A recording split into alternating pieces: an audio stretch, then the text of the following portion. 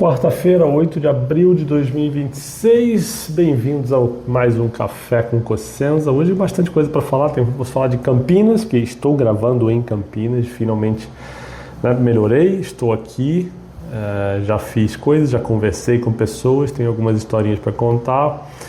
Então vou falar do meu dia aqui, vou falar da entrevista que eu fiz com o Paulo Saraiva, que foi muito legal, os apoiadores já receberam esse vídeo, já viram na íntegra, foi bem legal. Vou falar sobre os resultados do dia, os brasileiros que avançaram, os brasileiros que perderam, a quantidade de argentinos que tem nas oitavas de final, que é muito maior que o de brasileiros, para variar. Vou falar sobre João Fonseca, que joga hoje contra o Rinderknecht em Monte Carlo. E no fim tem perguntas dos apoiadores sobre o convite que a Naná recebeu para jogar o WTA 1000 de Madrid. Uma das informações que eu apurei enquanto estive em Miami. E hoje foi o dia de soltar isso. Vamos lá, cheguei em Campinas mais ou menos 1 da tarde, já fui direto para o almoço, foi a hora que eu consegui chegar, falei para vocês no Café com Cossenza de ontem que nem sabia se vinha para cá, porque o Rafael teve problema de saúde, eu também não estava muito bem na segunda-feira. Mas ele dormiu bem de segunda para terça, eu acordei melhor e a gente resolveu que eu podia vir. E já cheguei, estava jogando o Paulo Saraiva contra o Murkel Delien, que era um jogo interessante, eu queria ver e eu queria conversar com o Paulo Saraiva depois, porque ele fez aquela campanha legal em São Leopoldo, fez a primeira semifinal de Challenger da carreira, deu um salto no ranking.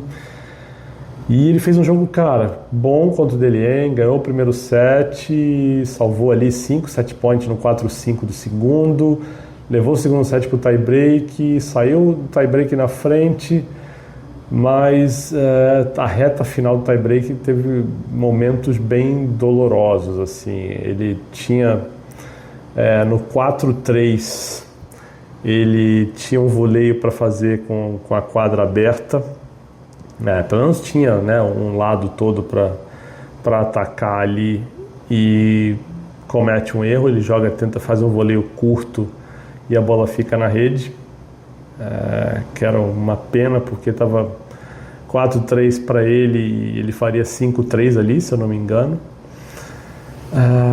E depois, quando ele vai sacar em 4-5, ele faz uma dupla falta, fica 4-6 e depois ele erra uma direita, perde o segundo set, perde o tie-break e o terceiro o jogo já estava mais para o Delien. Não sei se o Paulo é quebrado já no primeiro game, eu não sei se a cabeça não voltou, se o físico também afetou.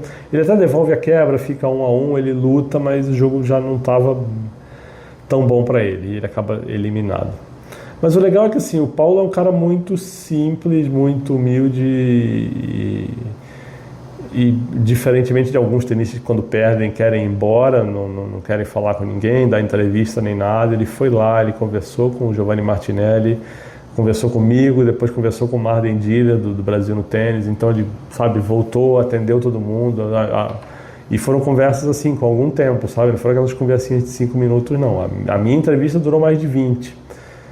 E falou com toda a boa vontade do mundo, contou histórias da carreira dele. E a nossa entrevista foi bacana porque, como eu falei outro dia, eu fiz provavelmente a primeira entrevista publicada de um veículo de imprensa grande com o Paulo. Foi quando ele ganhou o primeiro ponto dele na ATP em 2018. E eu abro a conversa hoje falando sobre aquela entrevista e o que aconteceu depois daquilo. Então é meio que uma atualização desses 8 anos de Paulo Saraiva da carreira, que ele quase não joga os torneios profissionais em 2019, 2020, jogando torneio de grana, tentando sobreviver, pagar as contas, e ele fala de todas as pessoas que ajudaram ele conta a história de um convite que fizeram para ele treinar na academia do Ferreiro por um tempo, e um convite que não foi passado adiante para ele, que ele só descobriu isso num treino com Alcaraz no Rio Open, uma história fantástica. E ele conta também algumas viagens que ele fez, quando jogou na África, um dia que começou a ouvir bomba e polícia,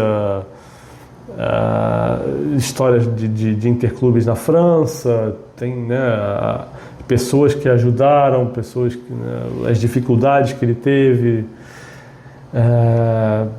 É uma história legal e quem já viu o vídeo percebeu que eu até me emocionei um pouco em algum momento, no momento ali no finzinho da entrevista, que eu acho muito bacana que o Paulo ele é muito grato e ele cita todas as pessoas que ajudaram, ele demonstra gratidão, as pessoas que deram conselhos, que algumas lições e alguns ensinamentos, ele cita os nomes das pessoas, é muito bacana isso. Eu até dou parabéns para ele, porque não é todo mundo que faz isso. E eu lembrei, também falei isso para ele durante a entrevista, que essa primeira conversa que a gente teve em 2018, quando ele soma esse primeiro ponto na ATP, ele ganha um jogo de um Future em Brasília, e nessa entrevista que ele me dá, ele fala que é um ponto que é para muita gente, que é um ponto que é para todo mundo que ajudou ele a chegar ali. E eu estou falando com ele agora quase 8 anos depois, porque assim, a primeira entrevista foi em maio de 2018, a gente está em abril de 2026, e ele novamente dá uma entrevista assim, com muita gratidão, e é muito legal. E acaba a conversa, a gente para de gravar, ele me agradece, eu falo, imagina, quem tem que agradecer aqui sou eu. Foi muito legal. É uma história que, né, não sei se todo mundo sabe, o Paulo é filho de pedreiro com diarista e começou a jogar num projeto social. Eu falei isso num Café com Consciência outro dia, mas para quem não ouviu, vale eu repetir aqui. E era um projeto social da Marinha, em Brasília, que não era um projeto social de tênis, mas ele vai lá, gosta do tênis, isso com 10 anos de idade. Quer dizer, tarde, né, para formar um tenista profissional em comparação com a maioria dos tenistas, né? E ele leva a sério a coisa, chega um momento que ele começa a treinar a sério e com 18 ele soma aquele pontinho lá, né? Mas com problemas de dinheiro, ele conta, nessa entrevista de hoje ele conta que conheceu a mulher, que eles tinham mais uma casa com a TV de tubo e um colchão, e montaram a casa aos poucos, tiveram mais 2 filhos, ela tinha uma filha já, ou um filho, não lembro agora se é menino ou menina, mas sabe, e fez essa trajetória que hoje ele ainda é 508 do mundo, se eu não me engano, cara, e sempre no sacrifício, sempre viajando, né, ali com as contas certinhas, com gente ajudando a pagar aluguel, jogando interclubes e jogando interclubes no meio da semana, no fim de semana para jogar torneio em Monastir durante a semana, e se perdia voltava para jogar interclubes. Então, cara, puxado, né? E agora treinando com o Dumont lá em Brasília, mesma equipe do Guto, e já dá esse salto de qualidade, né? Fazendo uma semifinal de Challenger, acho que é importante e é uma história bem legal. O que mais que eu vi em Campinas hoje? Vi a vitória do Eide sobre o João Reis, uma vitória, né, surpreendentemente fácil, 6-2, 6-1, se eu não me engano, vou até conferir o placar aqui, foi 6-2, 6-1. Não conseguia ver a partida porque eu estava rodando, estava, né, esperando essa entrevista com o Paulo para ver quando ia rolar, então estava na sala de imprensa, não consegui ver essa partida. Outra derrota que foi doída foi do Zé Pereira para o Midon, para o argentino, porque foi no terceiro set e o Zé Pereira chegou a estar com 3-1 de frente, com alguns breakpoints para fazer 4-1, e de repente ele não consegue quebrar, é quebrado em seguida, o jogo fica duro e ele acaba perdendo 6-4 no terceiro. Não foi um dia bom para brasileiros de modo geral, né? Porque foram quase todas derrotas. O Bruno Fernandes perde para o Gonzalo Bueno, o Paulo perdeu do Murkel Deliens, a Pereira perdeu do Midon, quem mais? O Vitor Pagotto, o qualifier perdeu do Justo, outro argentino, 6-2, 6-1, e o Eduardo Ribeiro perdeu de virada do Facundo Dias Acosta, 7-6 no terceiro set. Foi outra derrota dura. Não vi esse jogo também, né? Eu sempre falo que em torneio é difícil a gente conseguir ver tênis, né? Mas é uma pena, porque o Eduardo brigou ali, mas não deu. Ele inclusive teve 2 breakpoints no 5-5 do terceiro set, mas não conseguiu quebrar, teve que ir para o tie break e aí acabou derrotado. Então a gente chega agora nas oitavas de final e tem 3 brasileiros. Deixa eu até abrir a chave aqui. E pior que assim, desses 3, 2 derrotaram outros brasileiros. Foram o Gustavo Eide, que passou pelo João Lucas Reis, e o Sakamoto, que passou pelo João Schissel. E o único que venceu um argentino foi o Boscardin, que ganhou do Lorenzo Rodrigues, argentino, que era alternate, né? E ele é cabeça 6, o Boscardin vai pegar o Murkel Delien agora. O Eide pega o Niklas, suíço, alternate também. E o Sakamoto pega o Álvaro Mesa, que é o cabeça 2, o equatoriano. Enquanto isso, tem 8 argentinos nas oitavas de final. Aquela diferença que a gente vem falando nos últimos programas, nos últimos cafés com Cosenza. O que mais que eu fiz? Bati um papo com o pessoal da INE. Talvez a gente tenha alguma novidade para o Saque Volley Open, mais para frente a gente fala sobre isso. Conversei também com o pessoal do Instituto Esporte sobre torneios femininos. Também vou coletar algumas informações antes de publicar algo, mas tem informações boas, interessantes que vão pintar aí. E depois fui bater papo e jantar com o Marden Dira do Brasil no tênis. Fomos no Giovanetti, que é quase uma tradição minha. Toda vez que eu venho a Campinas eu tenho que ir no Giovanetti. Memórias do meu pai nasceu em Campinas, então eu tenho essa relação com a cidade que é emocional, tenho memórias afetivas daqui, memórias bem legais. E o que mais tem para falar? Vamos falar de João Fonseca contra Hendrik Nesh em Monte Carlo. Um jogo que eu acho que é mais para o João, eu acho que até pela consistência que ele tem no saibro.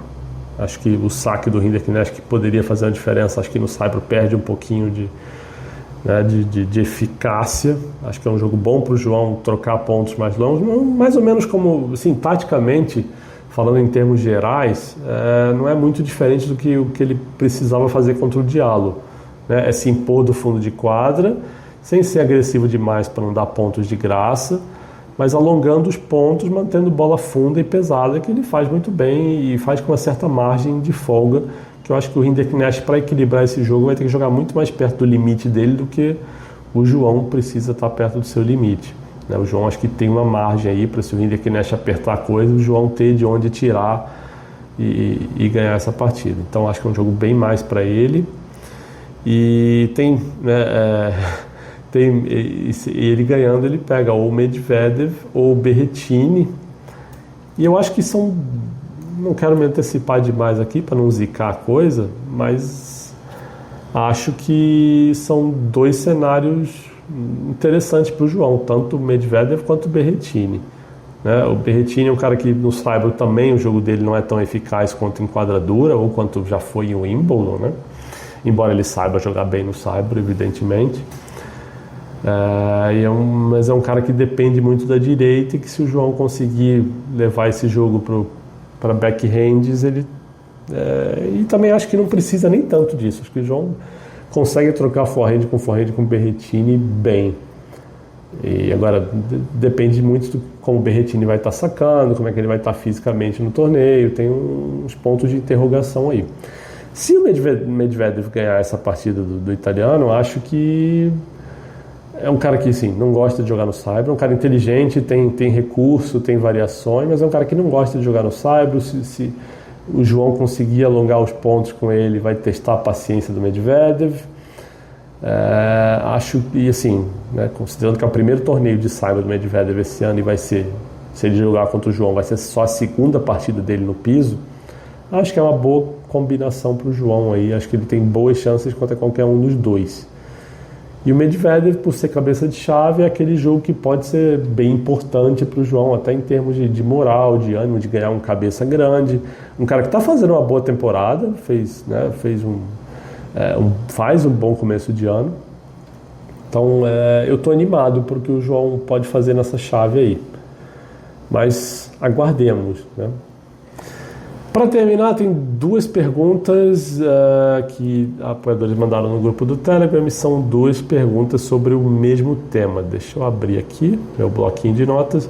O Pedro Melo pergunta o que eu achei do convite para Naná em Madrid, se isso mostra que ela já está bem à frente da vitória. E a Michela também pede para eu falar o que eu acho desse convite e se eu vejo como uma super oportunidade para ela, que chegou num bom momento, ou se eu acho que é cedo demais para jogar um quali de Masters 1000. Vamos lá.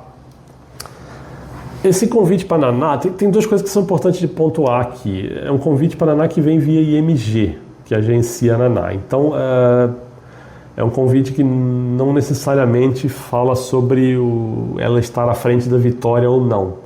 Tem mais a ver com agenciamento do que com o ranking. Tá? Não é dizer que a Naná não merece o convite, mas também não quer dizer que a vitória também não merecesse. É só uma questão, nesse caso de Madrid, uma questão de agenciamento da IMG estar com a Naná. Então, e Madrid, aliás, é bom deixar claro essas coisas. Se a gente pegar o grupo de wildcards que Madrid distribuiu, tem italiana, tem tcheca, tem americana, né? Tá a Julieta Pareja, tá lá, que eu sempre falo, e tem a Naná. Por que aí as pessoas podem perguntar, por que Madrid não dá mais convite para espanhola? E tem até uma espanhola no grupo, mas a questão, e essa pergunta, ela normalmente é feita porque a gente tende a comparar com os slams, que dão os convites para todos os tenistas da casa, quase sempre todos, né? Tem o Roland Garros, por exemplo, de 8 convites, dá 6 para franceses, 1 para americanos e 1 para australianos, que são aqueles convites que eles têm um intercâmbio com os outros slams, né? Com o US Open e com o Australian Open. Mas o que acontece? Os slams, eles são torneios com dinheiro de federação local, né? São torneios organizados ali pela Federação Francesa, pela USTA, pela Tennis Australia. Madrid não, Madrid é um torneio de promotores particulares, como é o Rio Open, como é Miami, como é Indian Wells. Então não tem essa necessidade de você dar convite para o tenista da casa, necessariamente. Então Madrid tem essa liberdade e, como é um torneio IMG, eles dão os convites para os tenistas agenciados por eles ou tenistas que eles querem vir a agenciar, né? Por exemplo, a IMG, quando tinha uma parte do Rio Open, agora não tem mais, ela deu um convite para o Auger Aliassime um ano. Por quê? Porque eles estavam paquerando o Auger Aliassime para ver se ele assinava com a IMG. Acabou que ele não assinou, mas ele ganhou o convite. Então isso faz parte do jogo. O wildcards são moedas de troca dos torneios dessas promotoras, faz parte do jogo. Então não mostra necessariamente que a Naná está bem à frente da vitória. Eu já falo isso sempre, eu acho que eu gosto mais do tênis da Naná para o tênis profissional do que do tênis, né, que a Vitória joga, mas não acho que o convite de Madrid especialmente esteja relacionado a isso, tá? E a Michela pergunta sobre se está muito cedo para jogar um WTA 1000. Olha, é um quali, eu não acho que é cedo demais. No feminino, 16 anos, não é tão precoce assim quanto 16 anos no masculino. Então, com 16 anos, a gente tem gente jogando esse tipo de torneio.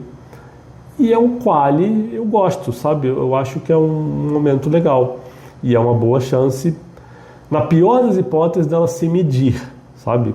É a mesma coisa que a gente fala que a gente falou quando o João jogou contra o Sinner e o Alcaraz. Proporcionalmente falando, evidentemente, né? Você precisa estar num torneio desse para saber onde você está no grande cenário das coisas. Ela pode entrar no quali, ganhar um jogo e a gente fala, pô, legal, pode entrar, tomar uma pau na primeira rodada do quali e a gente fala, bom, a Naná realmente ainda não está pronta para esse tipo de torneio e tenho que evoluir. Na pior das hipóteses, ela e a equipe dela vão entender o que está faltando, né? Mas é bom você ter esse tipo de experiência, até porque a Naná é uma juvenil de destaque, ela é número 11 do mundo, ela acaba de dividir 2 títulos, não é que ela é uma juvenil que está chegando aí do nada. Ela tem uma vitória no ATP, no WTA 250, que foi o SP Open, ela jogou o Billie Jean King Cup, né, com o time profissional, com o time principal. Então, ela não está caindo de paraquedas do nada nesse quali. Ela tem alguma experiência e acho que é uma experiência boa bastante para justificar a presença dela ali, sabe, nesse quali de Madrid. Talvez a chave principal fosse um pouco de exagero, mas eu acho que o quali é uma medida certa e eu acho que é uma super oportunidade, para usar a expressão que a Michela colocou aqui na pergunta, para ela, na pior das hipóteses, se medir, se avaliar, ver o que está faltando no tênis dela, para dar passos adiante, sabe? Eu falei outro dia, né? Eu acho que a gente tem que ter cuidado para avaliar a Naná e a Vitória, porque nessa idade no tênis feminino, não é que elas são super precoces. Óbvio que elas estão muito melhor que a maioria das tenistas na faixa de idade delas, mas não quer dizer que elas sejam fenômenos assim, do tipo, olha, daqui a 2 anos elas vão estar no top 10, no top 50. Não tem essa garantia. Não é esse nível de fenômeno que a gente está falando da Naná e da Vitória. Eu acho, tá? E talvez, se a Naná entra num torneio desse e perde na primeira rodada, talvez abra os olhos de muita gente para... Gente, calma, né? Vamos ter um pouquinho de equilíbrio, vamos analisar direito a coisa, pensar, né, que nessa idade esse tipo de resultado talvez não seja o patamar, enfim, sabe? Eu acho que a Naná e a Vitória precisam ser vistas com um pouco menos de ufanismo e, assim, otimismo, mas não ufanismo, sabe? Não é dizer que elas já estão prontas, que elas são fenômenos do tipo Mirra Andreeva, ou que elas vão disputar título de Grand Slam com 18 anos. Não me parece o caso. Se eu estiver errado, vou estar errado feliz. Mas não me parece hoje que elas vão estar aí com 18 brigando lá no topo do ranking, tá? Então, tem que tomar cuidado porque é uma fase que elas são meninas, 16 anos, não tem essa maturidade toda e eu acho que, né, quando as pessoas começam a botar muita expectativa, tem um efeito rebote aí, não sei se é essa palavra, mas quem não entende do assunto e acha que está lendo coisas que são verdades absolutas e daqui a pouco, se a Naná tiver problema para subir no ranking ou não entrar no top 100 imediatamente, vão dizer que é uma enganação, que não sei o que e tal, e não é bem assim. Então, vocês sabem que eu tento prezar pelo equilíbrio e não exagerar a coisa, né? Podem me chamar de chato, de velho, de pessimista. Eu nem acho que eu sou pessimista nesse caso, não. Eu acho que eu sou pessimista em muitas outras coisas no tênis. Mas no caso da Naná e da Vitória, não. Eu só acho que a coisa não vai acontecer tão rápido quanto eu leio por aí em alguns lugares. Então, calma, né? Tomara que ela chegue amanhã e comece a ganhar jogo em Madrid e entre na chave e faça semifinal, final, seja campeã. Mas acho que não vai acontecer, tá? E se não acontecer também não é nada de grave, não é absurdo nenhum, faz parte, tá dentro do processo. Beleza, gente? Então, por hoje eu fico por aqui, volto amanhã também daqui de Campinas. Abraço!